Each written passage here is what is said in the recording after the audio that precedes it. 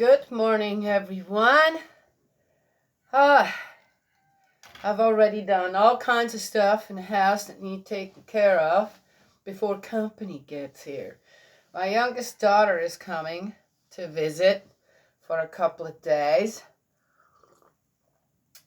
And when my children come to visit, I gotta have all of my 120 ducks in a row. They notice everything. Sometimes I feel like a teenager around my children who are all, in their later 20s and in their 30s now. And it's kind of interesting on how some things have shifted when it comes to worrying.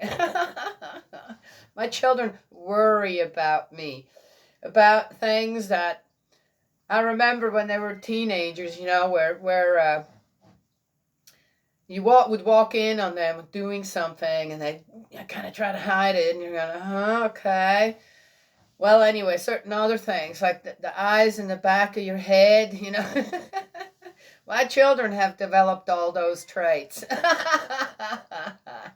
Not in a good way, but they'll go, Mom, I'm noticing, do you need any help with that? Or, yeah, Mom, is your memory, is your, cognizance okay? It seems to me that you're doing some things that,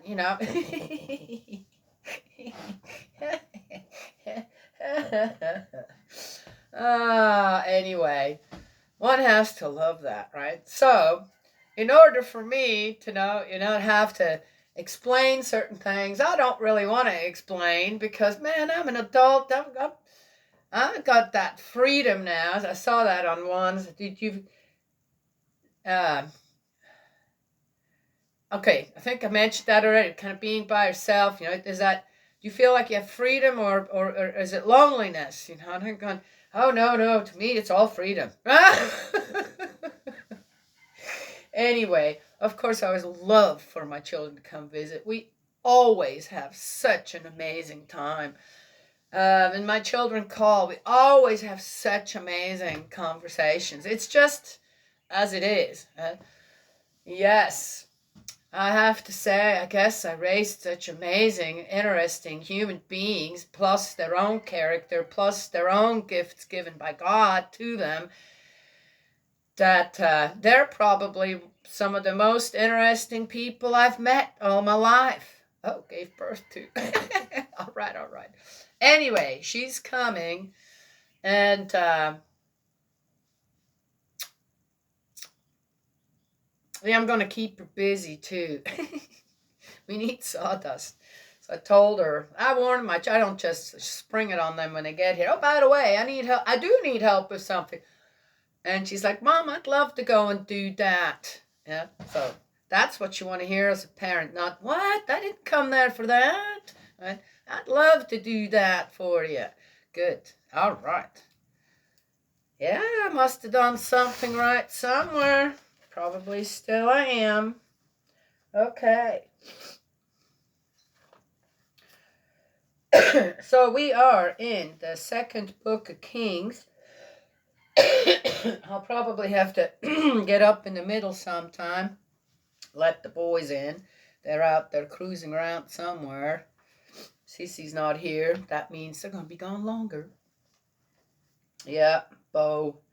Got to keep Bo's, her dog's, depression under control when she's not here. It's interesting. Animals feel it when someone's not around that they're very much attached to. All right, we're in 15. The reign of Uzziah in Judah, 781 to 740. In the 17th year of Jeroboam, king of Israel, Uzziah, son of Amaziah, became king of Judah. He was 16 years old. I just can't see a teenager rule a country. But then it sounds like none of them actually really ruled. Well, when they were old enough, or they forced themselves on the throne, like Yehu did, for example. But 16 years old? Huh? when he came to the throne, and he reigned for 52 years in Jerusalem. 52 years, that's a pretty long time. Why, nobody took care of him? You know what I mean? Well, let's find out. Let's hope that he had a good end. That would be nice to read, that one of them had a good end. I mean, I don't think he probably had much choice in getting on that throne. His mother's name was Jecoliah of Jerusalem. He did what Yahweh regards as right, just as his father Amaziah had done. Oh, did he? The high places, however, were not abolished, and the people still offered sacrifices and incense on the high places. That keeps coming up.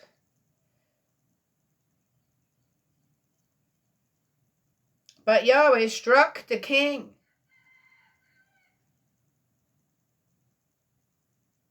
Well, sounds like God's being flip-floppy again. I thought they just said he did what Yahweh regards as right. Except for that, which, okay, why were those high places still there? Were they not dedicated to God? I said, I think we had this conversation way back at one point where I said, well, these high places may just be easier for the people of Israel now, with this huge territory, certain places closer by, to do what they need to do, right? In order to what? Fulfill all their customs and stuff, right? So I'm not sure if but it keeps coming up, and it seems to be a problem. So but Yahweh struck the king, and he was afflicted with a virulent skin disease till his dying day. He lived confined to his room. That's why he reigned so long. I got it. While Jotham, the king's son, who was master of the palace, governed the country. Oh, the rest of the history of Uzziah, his entire career, is not recorded in the book of the Annals of the Kings of Judah, I guess. Then Uzziah fell asleep with his ancestors, and he was buried in the city of David. His son, Jotham, then succeeded him. Jotham. Okay. The reign of Zechariah in Israel. So we still have two, unless again these parts here, as they are numbered, are mixed up in the time frame of it all. I must assume that now this, okay.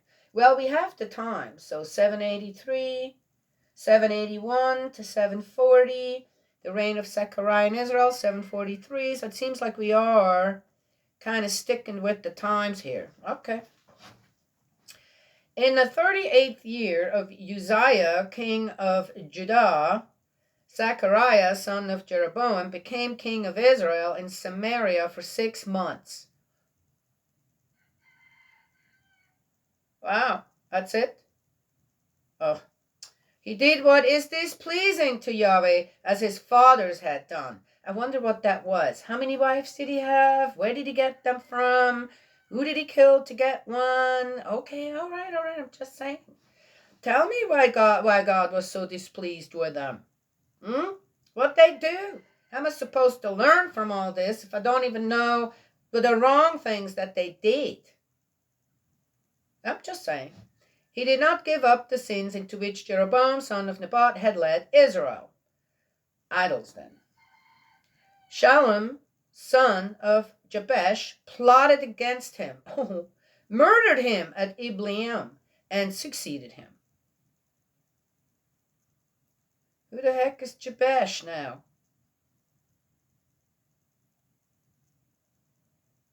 The rest of the history of Zechariah is recorded in the book of Annals of the Kings of Israel. This was the word which Yahweh had spoken to Jehu. Your sons will sit on the throne of Israel to the 4th generation, and so it turned out. Oh, that's why they're writing all this down. That's why. See, I wonder, well, Uzziah seems to have not done anything really, right? Yes, poor dude. Oh, And, that's why, because it had to be proven that only till the fourth generation and then someone else. Well, whose lineage are the others? Who is that? What's his name? Shalom. Who is that? Of son of Jabesh? Well, I don't know. Doesn't say. Hmm. It doesn't say because maybe they were still related. Anywho. All right. Maybe he'll tell us here. Daniela, don't jump the gun. I know. Shalom, son of Jabesh, became king in the 39th year of Uzziah, king of Judah, and reigned for 1 month in Samaria. 1 month. What?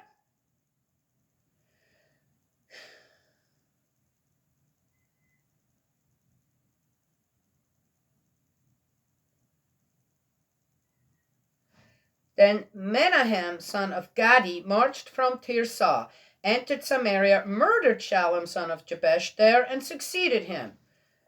Oh, that's too. God didn't foretell all of that, did he? Oh, okay. The rest of the history of Shalom and the plot he hatched is recorded in the book of the Annals of the Kings of Israel. Menahem then sacked Tapua, killed all who were in it and its territory from Tirzah onwards because it had not opened its gates to him. He sacked the town and disemboweled all the pregnant women. Wow. Ugh. Okay. Oh, that is just...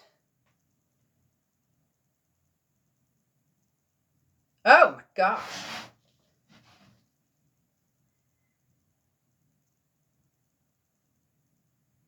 You know, again, you got to wonder where this is coming from and why God's being continuously pulled into all this. Because, Yehu's, because of what he had done and displeased God, okay? Though he did please God as well. So he did some, okay, all right. Oh, what a mess.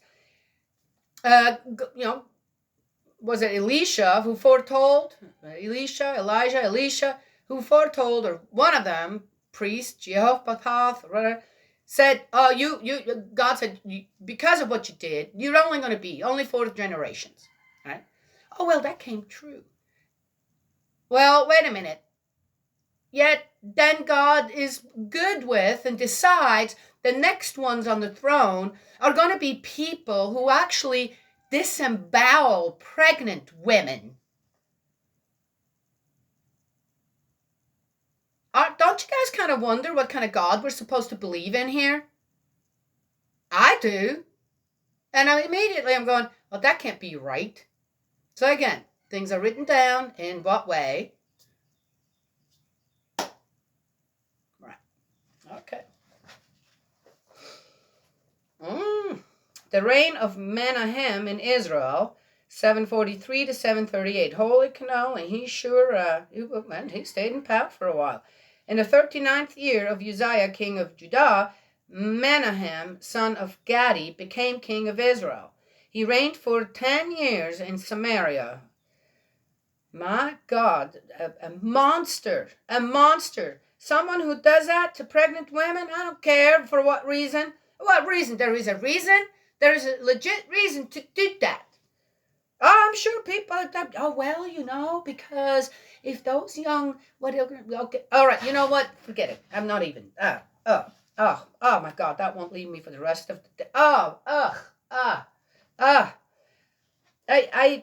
when I read, I visualize as well.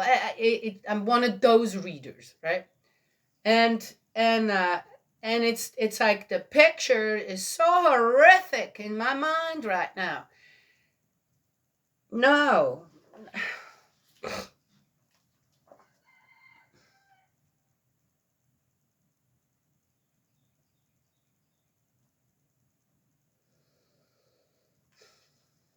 God said in the beginning when they wanted the king, it's going to be a mess. It hasn't just become a mess. They ended up having a monster on the throne of Israel. Wow, well done. I'm just saying. Ah. He did what is displeasing to Yahweh. No way. He did not give up the sins into which Jeroboam, son of Nebat, had led Israel. In his days, Pul, king of Assyria, invaded the country. Menahem gave Pul 1,000 talents of silver in return for his support in strengthening his hold on the royal power. Menahem levied this sum from Israel, from all the men of rank, at the rate of 50 shekels a head, to be given to the king of Assyria, who then withdrew and did not stay in the country. That must have made everybody happy. The rest of the history of Menahem, his entire career, is this not recorded in the book of the Annals of the Kings of Israel. Then Menahem fell asleep with his ancestors. His son Pekahiah succeeded him. It's also interesting on how some of these names are changing. Pekahiah. There's another one that I said, it's an interesting names. They sound less and less. Okay, all right. I'm not sure about that. The reign of Pekahiah in Israel, 738 to 737, 1 year only. In the 50th year, 2 years, of Uzziah, king of Judah, Pekahiah, son of Menahem, became king of Israel in Samaria. He reigned for 2 years. He did what is displeasing to Yahweh. He did not give up the sins into which Jeroboam, son of Nebat, had led Israel. Yeah, I'd like to know what they all are. Pekah, son of Remaliah, his equerry, plotted against him and assassinated him in the palace keep. He had 50 Gileadites with him. He killed the king and succeeded him. The rest of the history of Pekahiah, his entire career, is recorded in the book of the Annals of the Kings of Israel. Okay, another one murdered. The reign of Pekah in Israel. Pekahiah, Pekah. In the 52nd year of Uzziah, king of Judah, Pekah, son of Remaliah, became king of Israel in Samaria. He reigned for 20 years. He did what is displeasing to Yahweh. He did not give up the sins into which Jeroboam, son of Nebat, had led Israel. In the days of Pekah, king of Israel, Tiglath-Pileser, king of Assyria, came and captured Ijon, Abel Beth Maacah, Yanoah, Kadesh, Hazor, Gilead, and Galilee. The whole territory of Naphtali, and deported the population to Assyria. I wonder what that means. Deported the population to Assyria. Slaves. Hoshea, son of Elah, hatched a plot against Pekah, son of Remaliah. He murdered the king and succeeded him. Well, there you go. The rest of the history of Pekah, his entire career, is recorded in the book of the Annals of the Kings of Israel. Everything's falling apart. This is what that is telling me. I could get farther into it.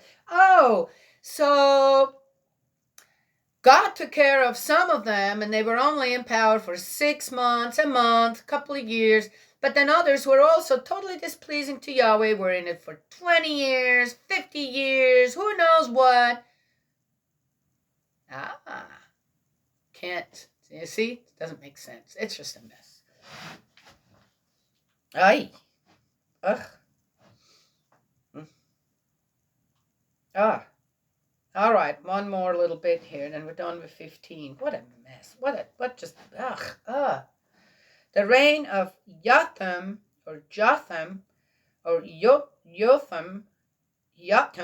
in Judah, 740 to 736. Didn't last long either. In the 2nd year of Pekah, son of Remaliah, king of Israel, and nobody knows, who the heck is this Pekah, son of Remaliah? Where did they come from? Nobody knows. Jotham. Oh, that's the son of Uzziah. Okay, Remaliah, king of Israel. Jotham, son of Uzziah, became king of Judah. Wait a minute.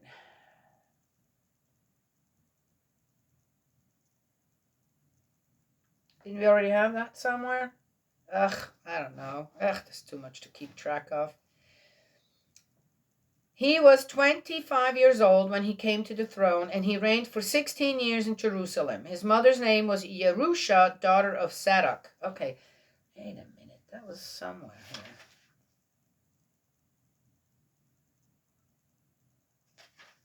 Didn't I just start up? Oh, there it is. Oh.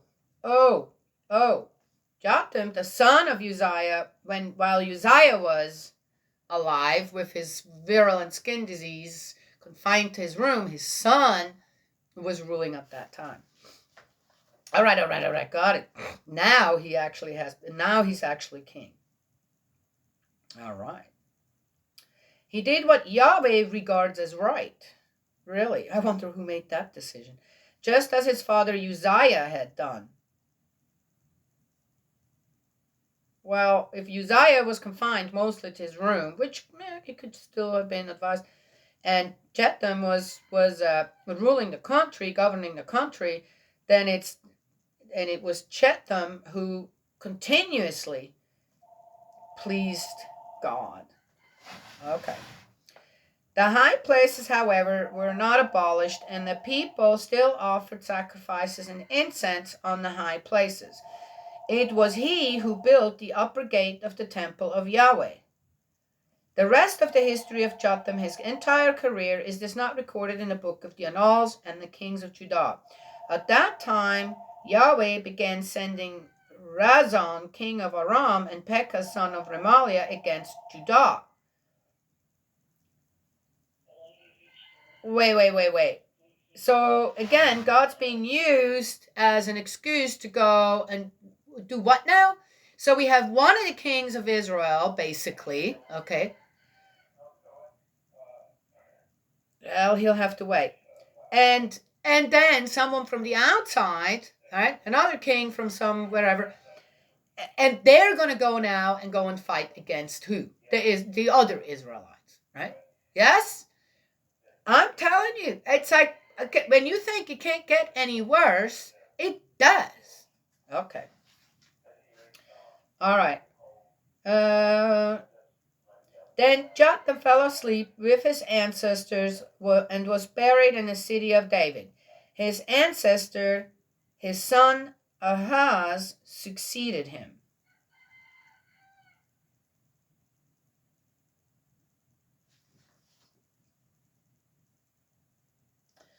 All right.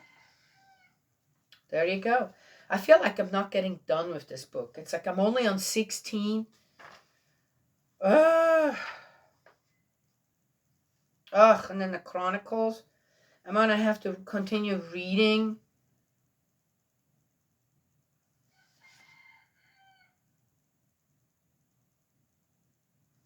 Let me see here. This is going to be so... Yeah.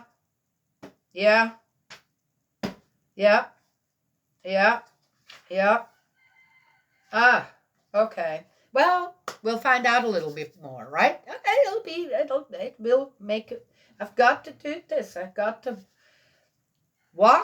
read, talk my way through it. Done. Okay. The reign of Uzziah in Judah. That was it today.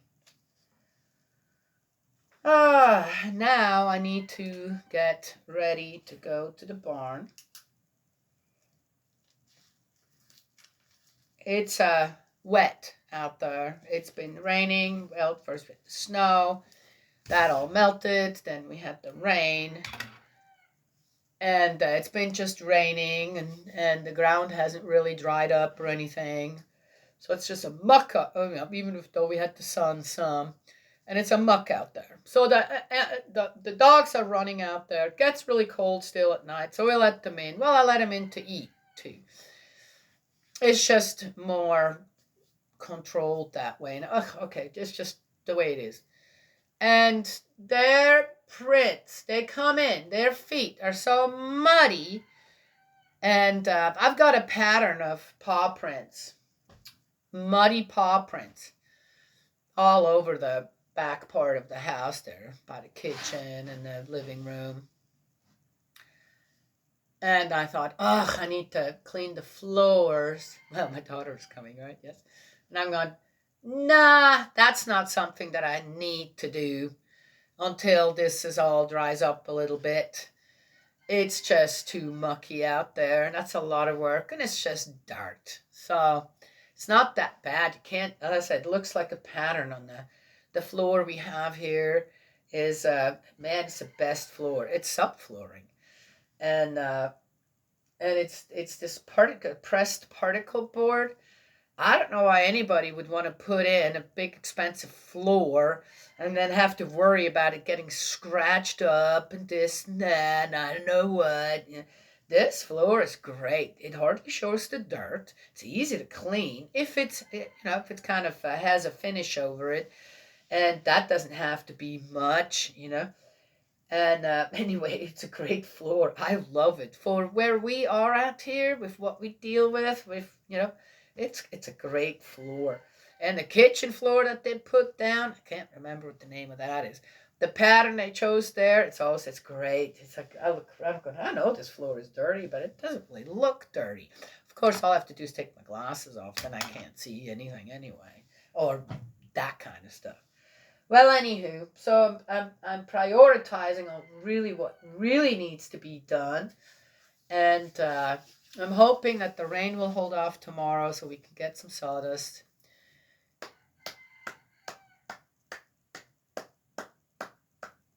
Have a great time together.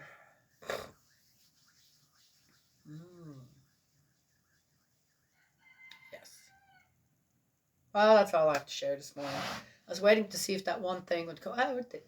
So I find it interesting on how people like to, depending on where they were born, what continent, this and that, what they look like, they want to keep themselves separate in a way, right? Well, no. They want to be all included, but really they want to keep separate in a way, okay?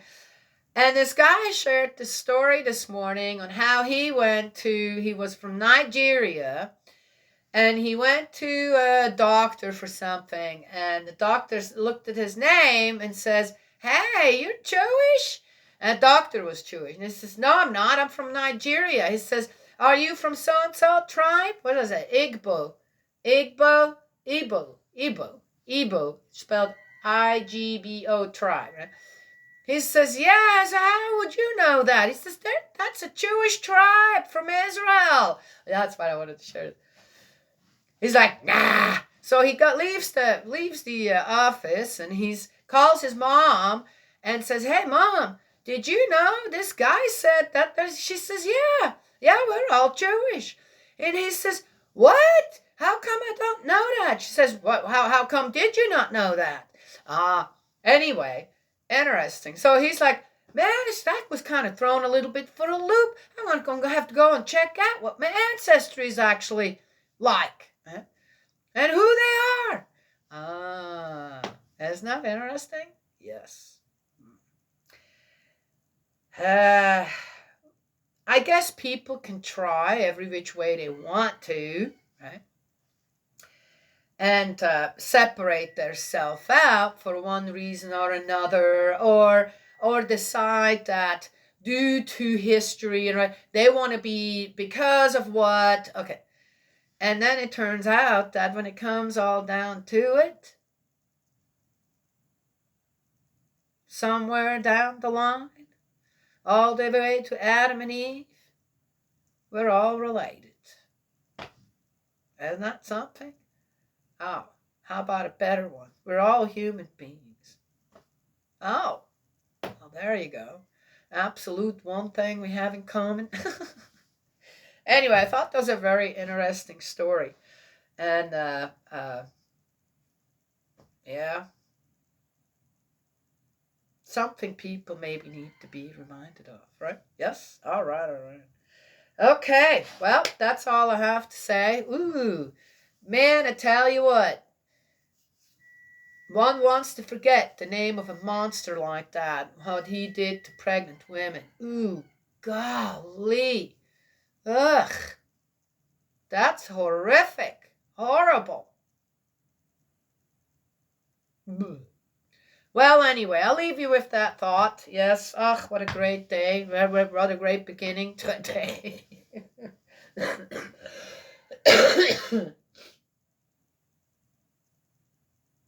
what people are capable to doing to other people. People, it's all people. What did I just say before?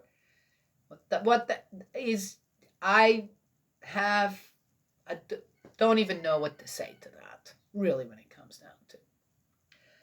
God's love and blessings always. May He protect you, and I will talk to you all another time.